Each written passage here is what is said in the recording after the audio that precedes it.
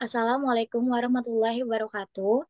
Kami dari kelompok 4, kelas 644D26, ingin mempresentasikan tentang perencanaan kapasitas dalam mata kuliah Manajemen Bisnis Operasional.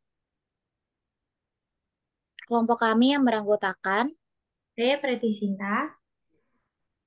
saya Maria Maharani, Saya Muhammad Yoga. Saya Lina Ardelia Putri. Saya Deza Fadrul Falah. saya Yuniar Mawar Pramesti. Saya Sabrina Septiarini.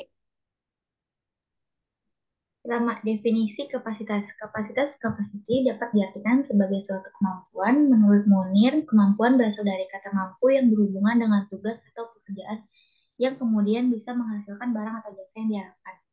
Kemampuan juga dapat ditunjukkan kepada keadaan atau sifat yang mampu melaksanakan tugas atau pekerjaan atas dasar ketentuan yang ada atau terorganisasi. Kemajuan organisasi sangat ditentukan dengan kemampuan sumber daya manusia.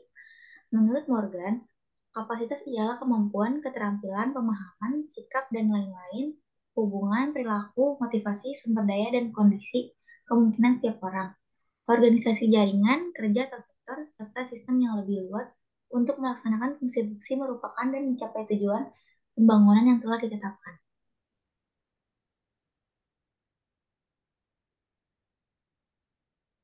Jenis perencanaan kapasitas.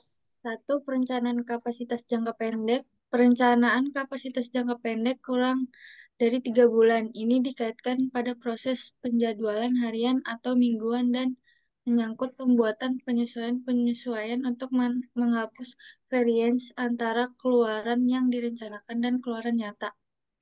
Dua, perencanaan kapasitas jangka menengah.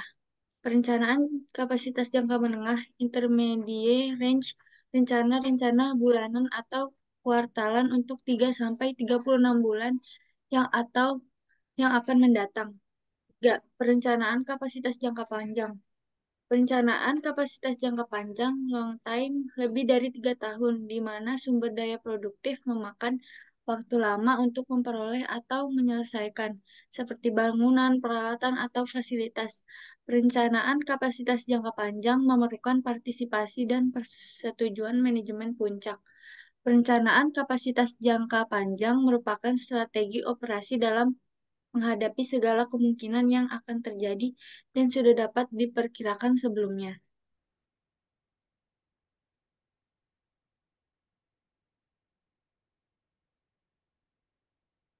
Definisi kapasitas desain. Kapasitas desain merujuk pada jumlah maksimum output yang dapat dihasilkan oleh suatu sistem atau proses dalam kondisi ideal selama periode waktu tertentu. Ini mencakup semua sumber daya yang tersedia seperti tenaga kerja, peralatan, dan fasilitas yang digunakan secara opsional tanpa adanya gangguan atau hambatan. Kapasitas desain juga sering disebut sebagai kapasitas teoritis karena mempertimbangkan operasi pada tingkat efisiensi maksimal. Contoh kapasitas desain pada pabrik manufaktur. Sebuah pabrik yang memproduksi mobil memiliki kapasitas desain menghasilkan 1.000 unit mobil per bulan. Ini berarti bahwa dengan asumsi semua mesin berfungsi tanpa henti, semua pekerja hadir dan bekerja dengan efisiensi penuh, dan tidak ada masalah dalam pasokan bahan baku. Pabrik tersebut dapat memproduksi hingga 1.000 mobil setiap bulannya. Kapasitas desain restoran. Sebuah restoran memiliki kapasitas desain untuk melayani 200 pelanggan dalam sehari. Ini berarti bahwa dengan asumsi semua meja dan kursi terisi sepanjang waktu buka restoran, semua koki dan pelayan bekerja secara efisien dan tidak ada gangguan seperti kehabisan bahan makanan. Restoran tersebut dapat melayani hingga 200 pelanggan setiap harinya. Pusat data. Sebuah pusat data memiliki kapasitas desain untuk menangani 10.000 terabit data per hari. Ini berarti bahwa dengan asumsi semua server berfungsi optimal, jaringan tidak mengalami gangguan, dan adanya cukup pasokan listrik, pusat data tersebut dapat memproses hingga 10.000 terabit data dalam sehari. Kapasitas desain sangat penting dalam perencanaan dan pengolahan operasi karena membantu organisasi memahami batas maksimal produktivitas mereka dan merencanakan strategi untuk mengatasi permintaan yang mungkin melebihi kapasitas ini. Definisi kapasitas output.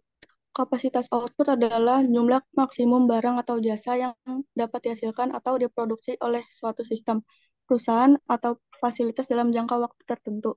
Biasanya diukur dalam satuan volume atau jumlah unit barang atau jasa yang dihasilkan per periode waktu, seperti per hari, per bulan, atau per tahun. Kapasitas output dipengaruhi oleh berbagai faktor, termasuk kapasitas produksi yang tersedia, efisiensi, operasional, ketersediaan sumber daya, dan permintaan pasar. Manajemen kapasitas output merupakan bagian penting dari perencanaan bisnis untuk memastikan bahwa produk dapat memenuhi kebutuhan pasar dengan efisien.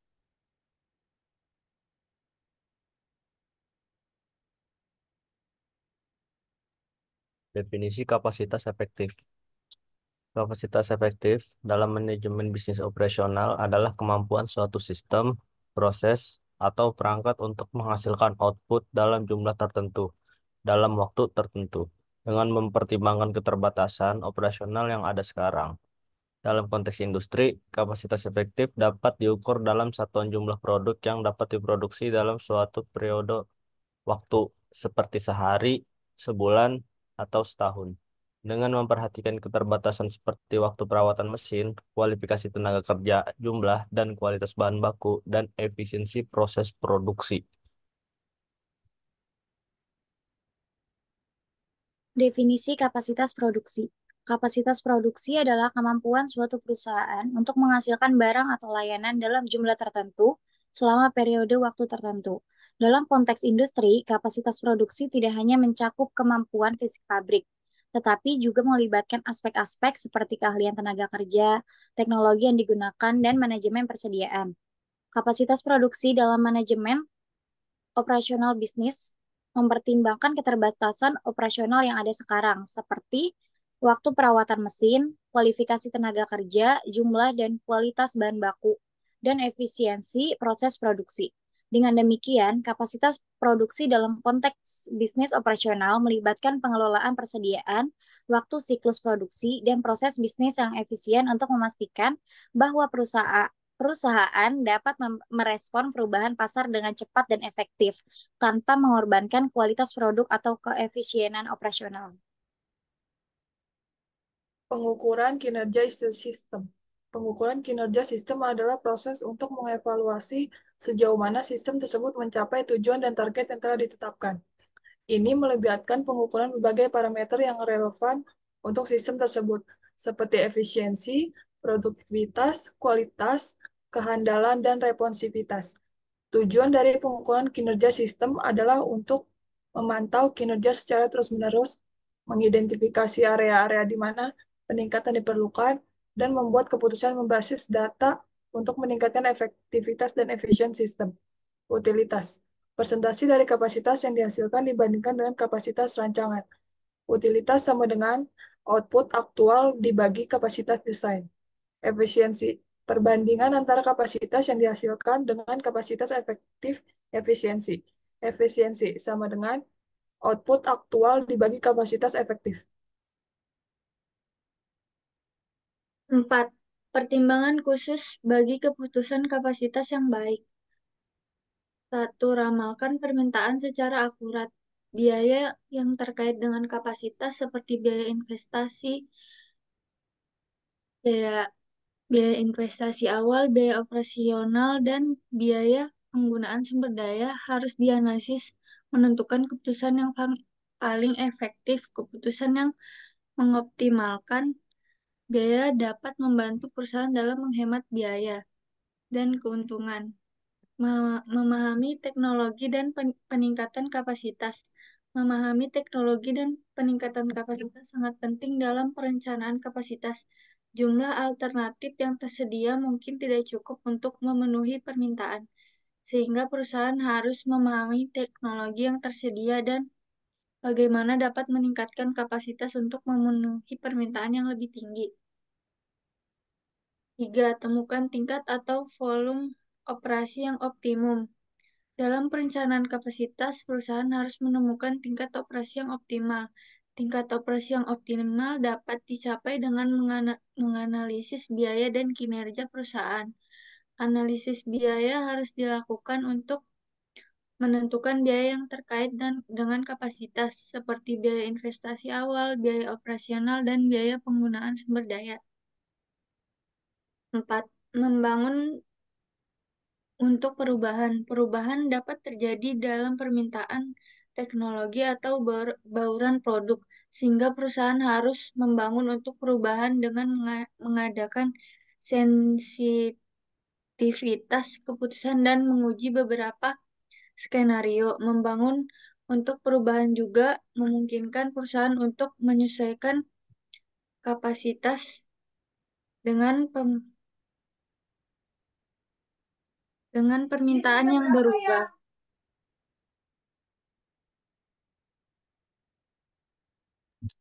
Mengelola permintaan. Yang pertama, permintaan melebihi kapasitas. Situasi di mana jumlah permintaan pelanggan untuk produk atau layanan tertentu melebihi kemampuan atau kapasitas perusahaan untuk memproduksi atau menyediakan produk atau layanan tersebut dalam jangka waktu tertentu. Yang kedua, kapasitas melebihi permintaan. Situasi di mana kemampuan atau kapasitas perusahaan untuk memproduksi atau menyediakan produk atau layanan tertentu melebihi jumlah permintaan pelanggan untuk produk atau layanan tersebut dalam jangka waktu tertentu. Yang ketiga, penyesuaian pada permintaan musiman. Strategi yang digunakan oleh perusahaan untuk mengelola fluktuasi permintaan produk atau layanan yang bervariasi secara signifikan sesuai dengan musim atau periode tertentu dalam setahun. 3. Perencanaan kapasitas. 1. Analisis titik impas atau break-even point adalah teknik manajerial yang digunakan untuk menentukan jumlah minimum penjualan atau produksi yang diperlukan untuk menutupi biaya total perusahaan, yaitu titik di mana perusahaan tidak mengalami kerugian atau keuntungan atau impas. Titik impas adalah titik di mana total pendapatan sama dengan total biaya.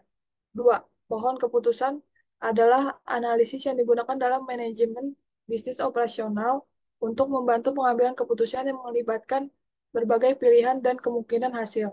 Pohon keputusan memberikan representasi grafis dari keputusan dan konsekuensi yang terkait, termasuk peluang, biaya, dan manfaat dari setiap opsi. 3. Net present value. Ukuran keuangan yang digunakan untuk mengevaluasi profitabilitas proyek atau investasi dengan memperhitungkan nilai waktu uang. Net present value menghitung selisih antara nilai sekarang dari arus kas masuk yang diharapkan dari proyek atau investasi dan nilai sekarang dari arus kas keluar yang terkait, termasuk biaya awal dan biaya operasional.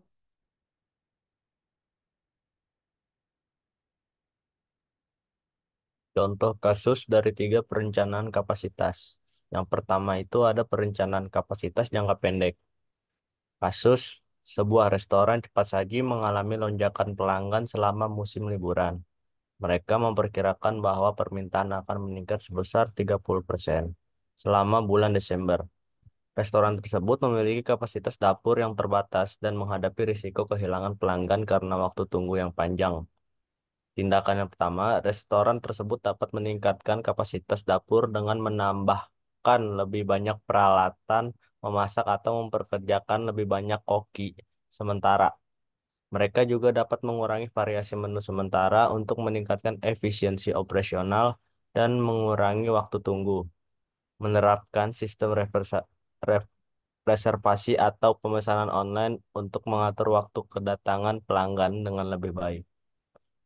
Eh, Contoh kasus yang kedua itu ada perencanaan kapasitas jangka menengah. Kasus sebuah pabrik sepatu olahraga telah melihat pertumbuhan penjualan yang konsisten selama beberapa tahun terakhir. Mereka memproyeksikan bahwa permintaan akan terus meningkat seiring dengan popularitas merek mereka yang berkembang. Namun, kapasitas produksi mereka saat ini sudah mendekati batas maksimum.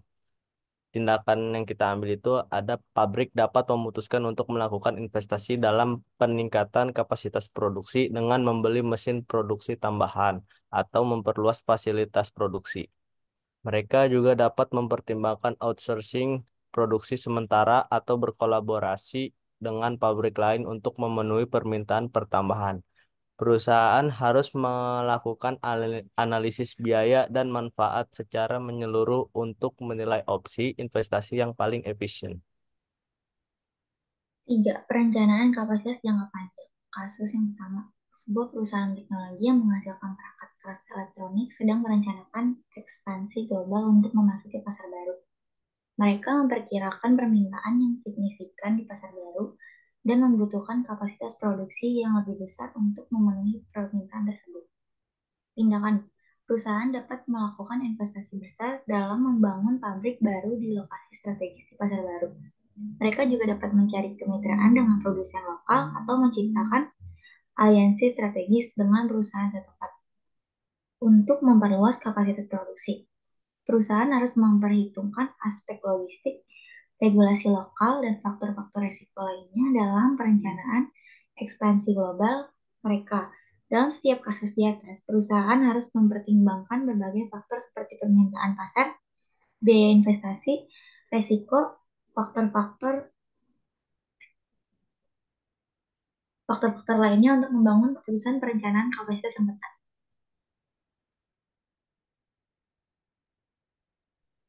Sekian presentasi dari kelompok kami, kurang lebihnya mohon maaf. Wassalamualaikum warahmatullahi wabarakatuh.